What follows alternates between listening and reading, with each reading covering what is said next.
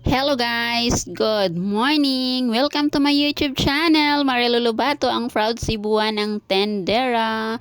For today's video ay samahan nyo ako sa aking pamimili ng aking mga bigas sa Atlas Milling Liluan. So please keep on watching. Tara, let's magpili na tayo og bugas diri sa counter guys. Daghan kini siya og papilian diri guys. Ayan, yan ang ilang mga stocks. Sobrang dami. Ayan ang ating bigas na napili. 4 na sakong bigas lang guys. Tag 50 kilos at saka isang sakong asin. 2 Master Chief Hasmin at 2 sakong Princess Bia at isang iodized salt na 25 kilos ang aking kinumpra ngayong araw na ito. Alam nyo guys, masarap ang Princess Bia at saka Master Chief.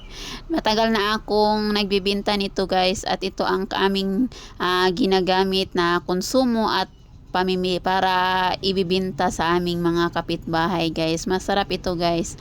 Ayan, naabot na ko sa amuang balay. So pasensya na. Gahit yung kahit magtagalog no, basta Bisaya ta. Ukusahay magkarambol-rambol pa nga atong Tagalog, pero ayan, proud tayo bilang isang bistak. So, ito na ang aking mga napamili.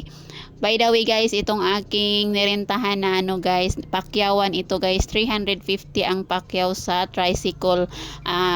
Sakyan ra sa akong bugas padulong sa amo guys. Ayan ang aking bigayan dito pag magpakyawan ako sa og mangumpra og mga bugas. That's all for today's video. Thank you for watching. God bless you us all. Follow for more.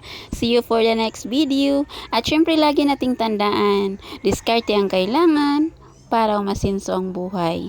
At hindi imposible ang lahat sa taong may pangarap.